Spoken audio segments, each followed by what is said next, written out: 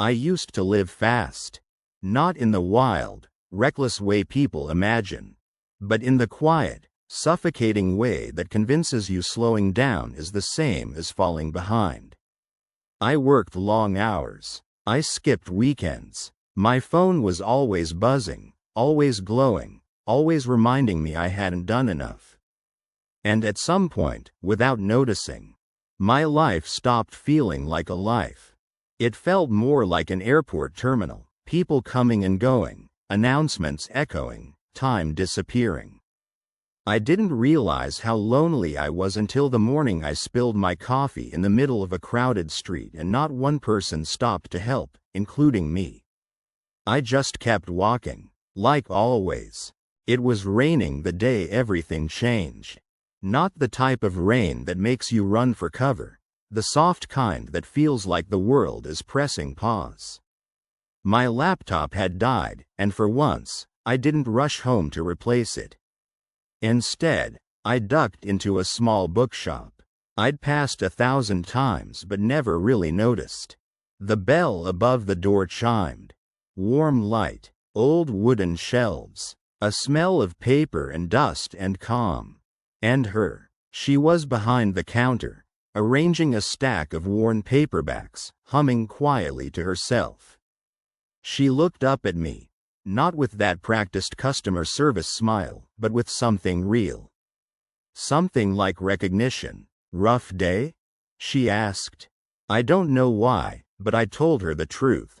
Just a long one. She nodded as if she understood more than the words said. Then you're in the right place. I didn't stay long that first day. Just long enough to wander, breathe, and walk out with a book I absolutely didn't need. But the next day, I went back, and the next, and the next. Her name was Claire. She had soft eyes, quiet humor, and this calm presence that made the noise in my head fade into something manageable. She never asked too much. Never pushed, never tried to fill the silence. She just existed with me, and it felt like peace. One evening, I stayed past closing without realizing it. Claire locked the door, flipped the sign, then leaned against the counter with a tired smile. You know, she said, most people talk about books. You talk about life. I apologized, thinking I'd been rambling. But she shook her head. It's nice, hearing someone be honest. That was the first moment I felt it, that shift, that spark, the feeling that she saw me. Not the schedule, not the deadlines, not the person constantly running. Me. We started walking together after she closed the shop. She lived a few streets away. Not far, but far enough for quiet conversations. She told me she used to be an artist. She stopped after losing someone she loved. Not to tragedy, but to routine. To distance. To time. He forgot how to slow down, she said. And suddenly, it all made sense. Why she looked at me the way she did. Why she seemed careful with her words. Why she seemed to know the version of me I hadn't admitted to myself. One morning, I woke up before my alarm. Instead of checking my emails, I got dressed, walked out, and headed straight to the bookshop. Claire was unlocking the door. She looked surprised. You're early. I had time, I told her.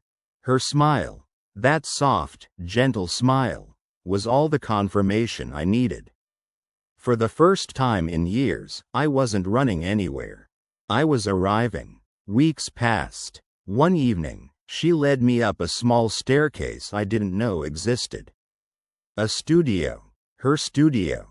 Half-finished canvases, brushes, late sunset colors, pieces of who she used to be. I think I'm ready to paint again, she said quietly. I didn't say anything. I just sat on the floor beneath the window, watching as she picked up a brush. Hours passed softly. She painted. I watched. And something in the room felt whole again. It wasn't dramatic. There was no music swelling in the background. No sudden epiphany. Just her, standing in the soft glow of her studio lamp, one hand smudged with blue paint, the other brushing hair from her face. And me, feeling a warmth in my chest that I hadn't felt in years. Love doesn't always hit like lightning. Sometimes it comes like rain, quiet, steady, washing the dust off everything inside you. After walking her home one night, she lingered at her door. "You've changed," she said. "You don't rush anymore. You taught me how not to." She looked at me, really looked at me. "I'm scared of this," she whispered. "So am I admitted. But I'm more scared of losing it." She stepped closer. "Then stay." I did. I stayed. And I've stayed ever since. It's been a year. I still work hard. I still get busy. But I don't run anymore. I walk. With her, we reopened a part of the bookshop as a small art gallery. She paints almost every evening now, colors that look like emotions I never knew how to name. Sometimes I help her choose titles for her pieces. Sometimes she reads to me from whatever book she's recommending that week.